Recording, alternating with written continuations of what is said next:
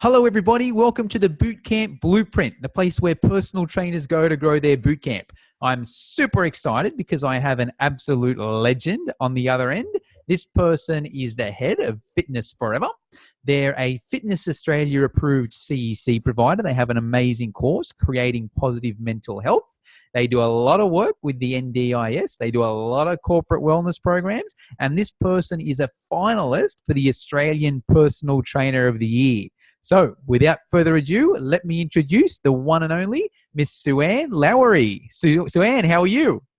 I'm good, thanks, Jono. How are you? I am awesome. Thank you very much for your time here, Susanne. I know you've got a lot on your plate, especially with that big award that you've got coming up, which we hope you win. Yeah. So best of luck with that to start with. Thank you. Susanne, I like to start all these podcasts off with a quote or mantra that inspires you or fires you up. Have you got one for us? Okay, it's actually one that I've created myself just based on experience, and it's not that you can't do something, it's how you can do it. Love that. Huge fan of that. I've actually I've removed the word can't from my vocabulary, actually, Susanne. Mm-hmm. So I don't even know what that word means anymore, you know? So that fits that's a good way to be. Yeah, yes. So I love that quote. And hey, Susanne, what I was hoping to talk about today, you're nominated for this big award, and probably most of my listeners are thinking, man, I would love to be a finalist for the Personal Trainer of the Year. I'd love to be the Personal Trainer of the Year in Australia, whatever country I'm listening to. So I'm hoping you could share your story. You can start us wherever you want to start and what it took to be a finalist for the Australian Personal Trainer of the Year. How does that sound? That sounds great. Awesome. Okay. All right. Well, I guess I'll tell you a little bit about our business. So basically, we started in 2010. We always had a focus on helping in the prevention and or management of chronic health conditions. So things like type 2 diabetes, asthma, obesity. And basically, we evolved from there. We took it slow and gradually built a client base. And it actually took a while to delve more into these conditions. But over the years, our business has evolved, and we now have widened the demographic, and we've helped many, many different people. So special needs like obesity, diabetes, stroke, multiple sclerosis, dementia, vision impairment, various mental health conditions such as depression, anxiety, schizophrenia, others, cerebral palsy, Asperger's syndrome, autism, and intellectual disability. So many, many different things that we've just delved into, which has been absolutely phenomenal. And just obviously there's a lot of different conditions in there, which obviously as a personal trainer I wouldn't have known much about, and a lot of people probably wouldn't, but I have been quite fortunate over the time to have the opportunity for one-on-one guidance, particularly with MS and also dementia. And have just, really, really grown and learned how to really research conditions to help the wider community, basically. Outside of the disability sector, we've also branched into, you mentioned the Creating Positive Mental Health course. So I just sat down and did a bit of a mind map a few years ago, and based on my experience with training, was just trying to work out of the population who I could help the most. Obviously mental health is a very big issue at the moment, and there's a lot being spoken about it. So I wanted to develop a course for personal trainers to really understand mental health better, because a lot of us will have clients, who have suffered depression or anxiety in particular, and we can talk about that more later. But it's been another huge milestone in our business, and for me personally, developing this. Also, we, as you mentioned, corporate wellness, we have gone more into that, and we're now helping people like university students, mining camps, hotels. So we're really branching out there, and obviously it's taken 10 years to do all this, but to be now a finalist in PT of the Year, it's very exciting. Yes. Well, I'd love to hear.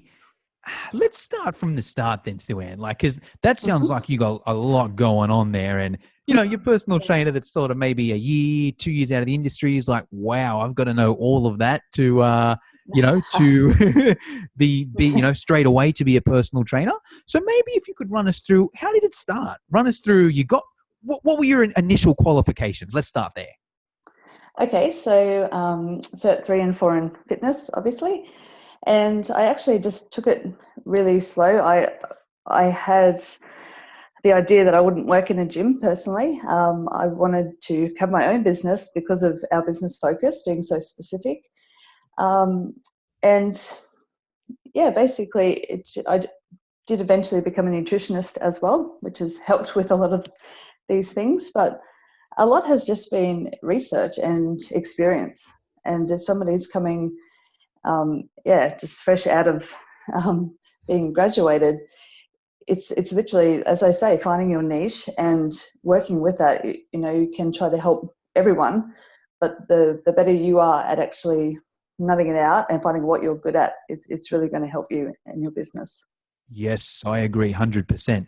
So am I right in saying with you, Susanne, you knew your niche before you even got your qualifications, or was it you got your qualifications and you're like, all right, after doing that, this is the niche I want to work with?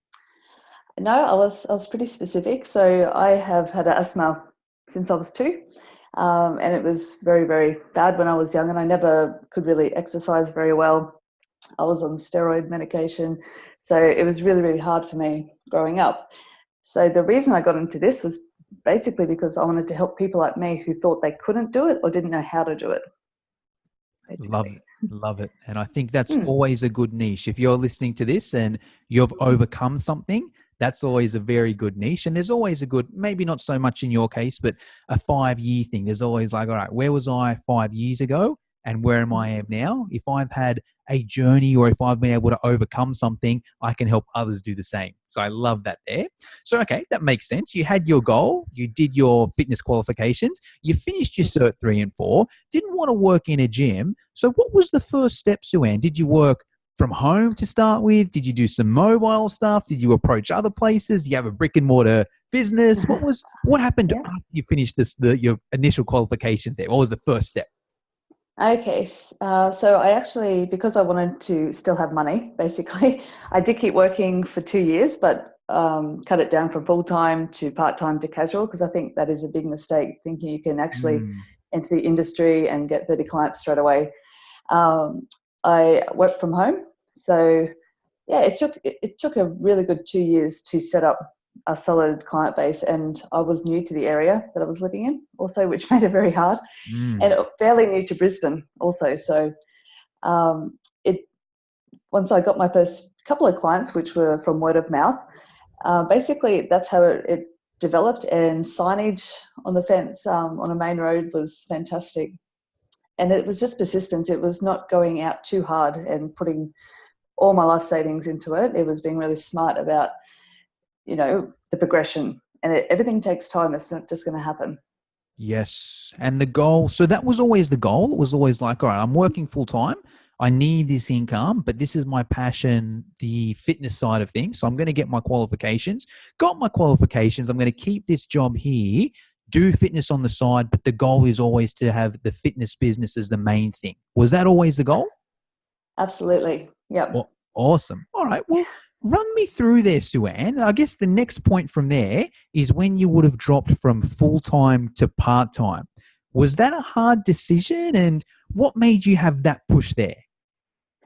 I think I was beginning to get more clients, and obviously I needed more time to be able to train them. So the decision wasn't hard for me. I did sacrifice some income for a little while, but in saying that, I still kept my other job, so I was still getting money. So I was willing to take the leap and actually see what I could do with it, and make it a full-time business. Yes, and I think that's important to all the listeners as well. It's very hard if you've got that full-time job to match the full-time job on the side. There's probably going to be a little bit of drop as you're transitioning, but the whole philosophy behind it is, all right, great, if I'm working 40 hours in a full-time job and 10 hours on the side in fitness, but if I can free up another 20 hours in my full-time job, yes, okay, that I'm going to lose 20 hours of work there. But if I spend 20 hours working on my business, what's going to happen there? So I think that's important. And I actually missed a step, Suanne. Starting up your business, what did you need to start it up? Did you need a lot of funds? Did you need a lot of equipment? Did you need a lot of marketing and business expenses? How hard was it to start up off your own off the bat? Well, we developed a website, and that was done fairly cheaply back in those days, I guess 10 years ago. So I started as a very simple website. Um, Basically the signage that we used. And I guess, I mean, I'd never started my own business either, so I probably did miss a lot of opportunities that I could have done. But basically just talking to people, that was one big thing to get my name out there, and keeping my clients. That's a really essential part of being a PT.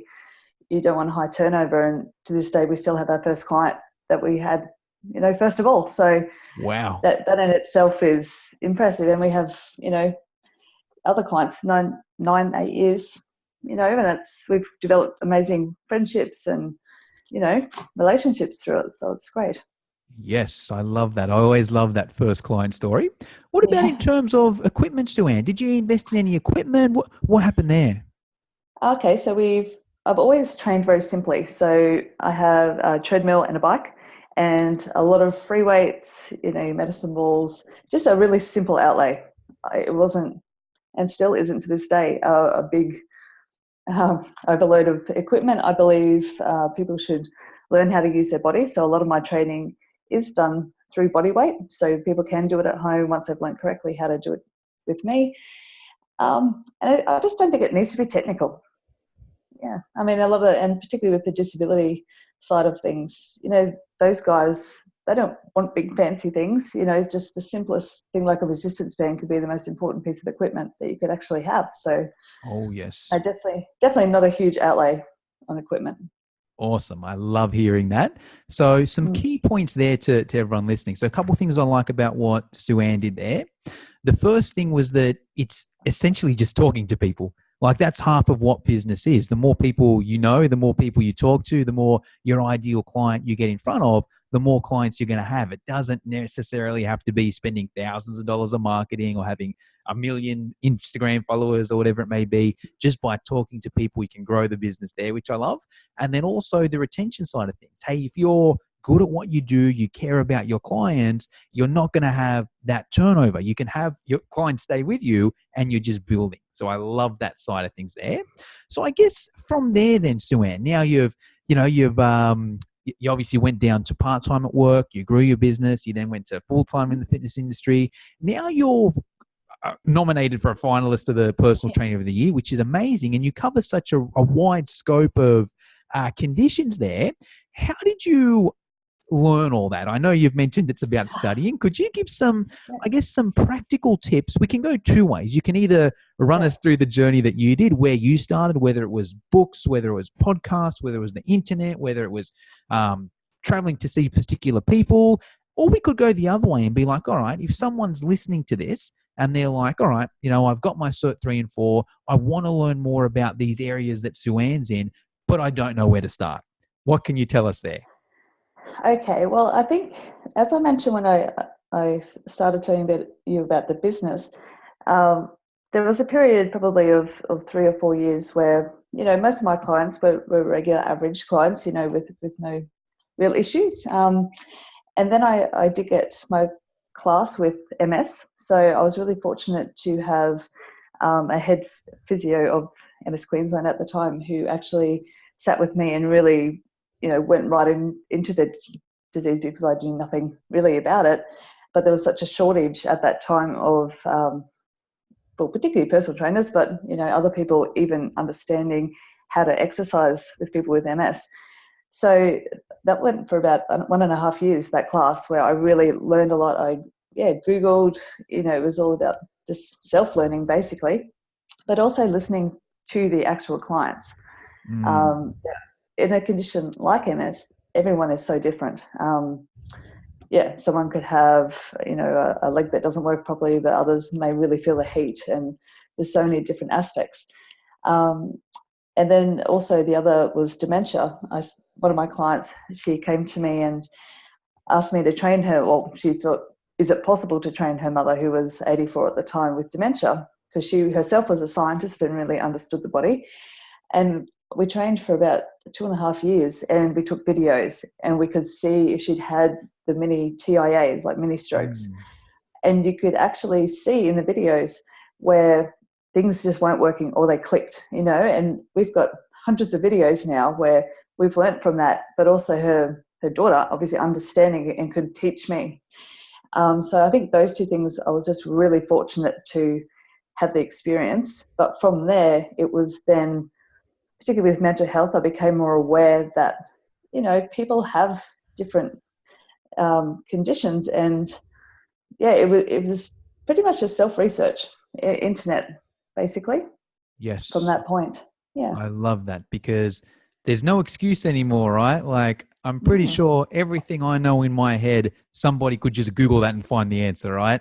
So, Yeah. it's not there's no excuse not to be educated these days. And I'll just summarize what Susanne said there to the listeners, some key takeaways I got there. The first thing was the practical side of things. So Susanne went and essentially taught a class with MS, with people that had MS under obviously supervision. And that was just a good start point there. So if you're interested in this, hey, go and find something that's going on with someone that can mentor you and get some hands-on practice there. But a lot of the time, that's not necessarily going to be enough. So that's you do that, that's great, but also go home and do your research and see what's going on there. And thirdly, and potentially most importantly, is also speaking to the clients, because their condition is going to be a little bit different. And then the more people the better you get to know their condition specifically, the better you can help them, which is also going to help you with the next lot of, anyone else that's got a similar condition. So I love that there. So run me through, Susanne. I'm curious now about your CEC course, your Creating Positive Mental Health, because most of my listeners here are personal trainers, and I think that's something they could be interested in. Could you tell us a little bit about that? Yeah, absolutely. So I developed this course after reading quite a few statistics about mental health. For example, approximately 14% of Australians will be affected by anxiety disorder in any 12-month period. A worldwide 121 million people suffer from depression. They're pretty startling statistics. And as I mentioned, I train people, and a lot of people won't tell you they have anxiety or depression. Some will, and I think it's very, very important in our industry in how you train people that do have these conditions, but also being aware to recognise and know where our scope of practice is and when to refer. So basically, I developed this. It took 18 months. It was a long time because I was busy, but got there in the end.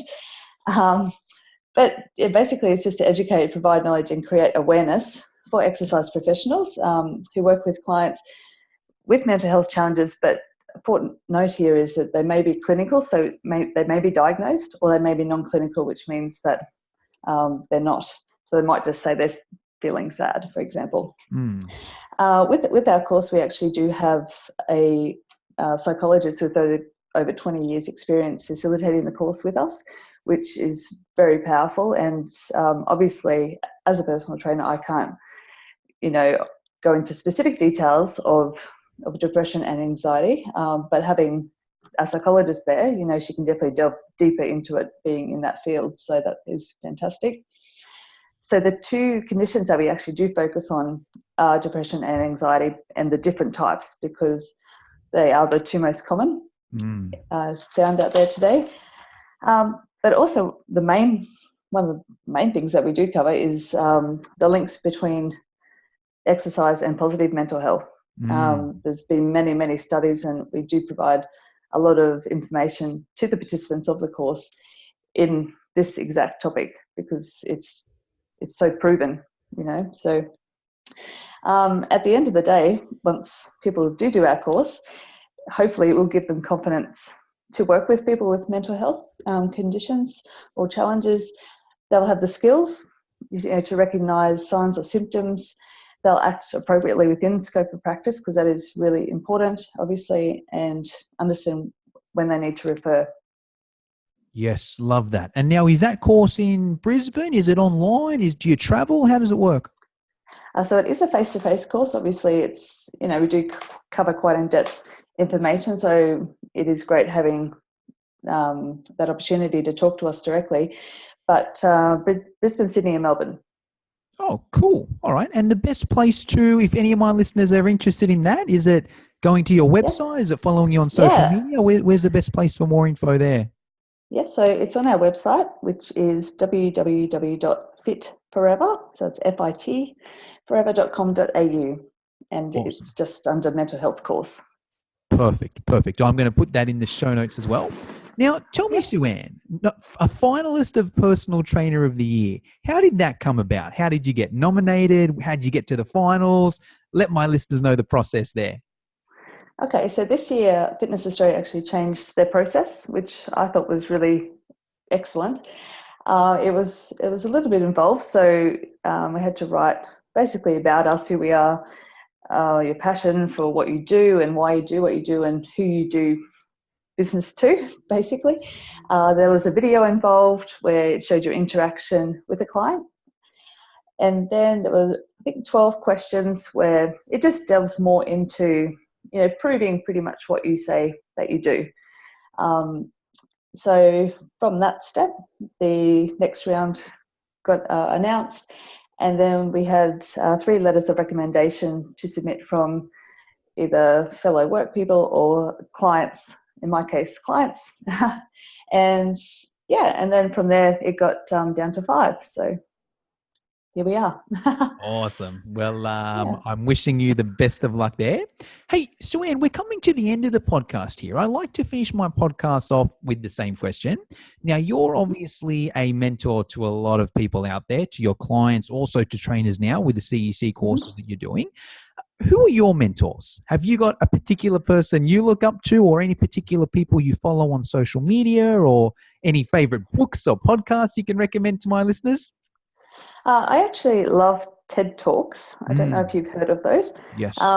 There's one in particular which I do use within my course as well. It's by neuroscientist Wendy Suzuki, and she actually changed her field of study to exercise and its effects on the brain. So she was that taken with it, despite her success in her current field that she changed. And it's very inspirational, but there's many TED Talks that I do listen to. But in saying that as well, our governing body, so Fitness Australia, and also through nutrition as well, and they do give fantastic articles, and there's a lot of research done, that it just shoots into your inbox. So it's actually really great if you're busy, basically. Yes, love that too. So to summarize for the listeners, TED Talks, if you're not sure of what TED Talks is, it's essentially, they're usually about 20-minute talks. Is that right, Susanne?